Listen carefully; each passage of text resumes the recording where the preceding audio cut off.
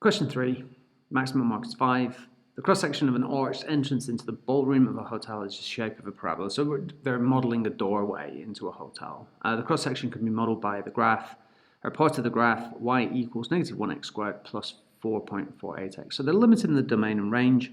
We're not interested in the stuff that goes under the ground. And it's y is the height of the archway in meters at a horizontal distance x from point O in the bottom corner of the archway. Determine an equation for the axis of symmetry of the parabola that models the archway. So we need to find the midpoint, but we don't have any values on this. However, we do have a formula that is x equals negative b over 2a. That appears in the formula booklet. It is the equation of an axis of symmetry. A refers to the x squared coefficient, which is negative 1.6, and b refers to the x coefficient, which in this case is 4.48. So x is equal to negative 4.48 over 2 times negative 1.6, and that on the calculator is going to be negative 4.48, so we'll go with a negative 4.48. We're going to divide that by 2 times bracket, just because we've got a negative, I'm going to make sure I've got this value, negative 1.6, press enter, and x equals 1.4.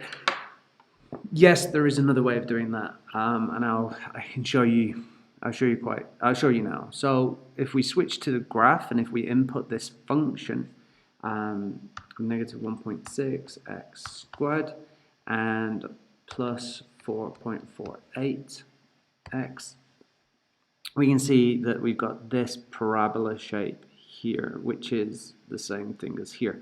Now, if we do menu and we analyze graph, the axis of symmetry will always pass through the local maximum and minimum. Because this is concave down, we're going to be looking for a maximum. We're looking for this point here. And if we go across, we can see straight away that when x is 1.4, we're at that value. So there is another solution. To get the 2 marks, rather than substitution, we would have to show these values.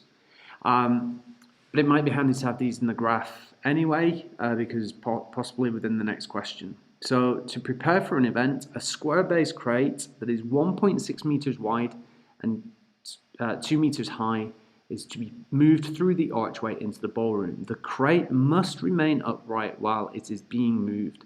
Determine whether the crate will fit through the archway. Justify your answer. Well, I'm going to go back to our picture on this because I want to work out what's happening.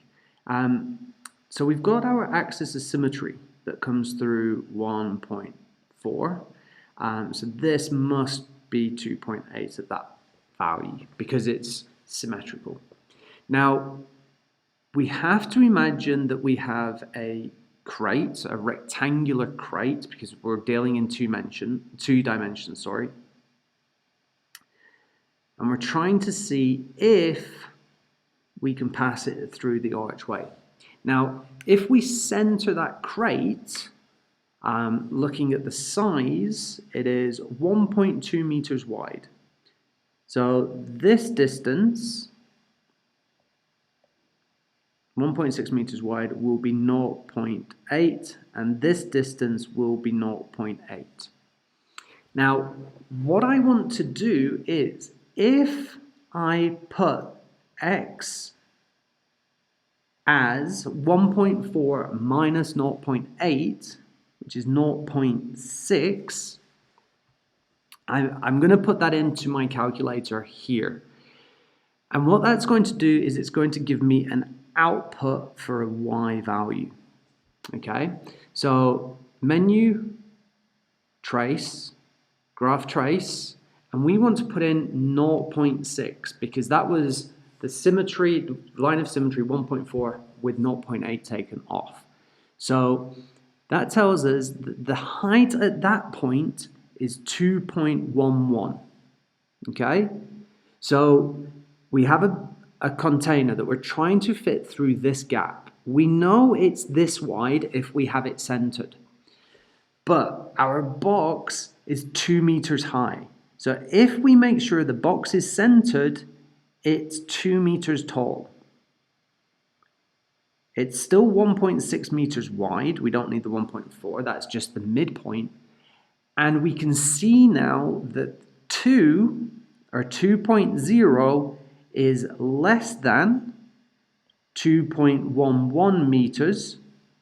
So that's the output when x equals 0.6, y is 2.11.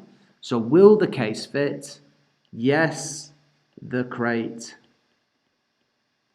fits. There is a gap of 11 centimeters if we center that value, center the box. You could look at it from the other way around, but I think that's the simplest way of doing that question.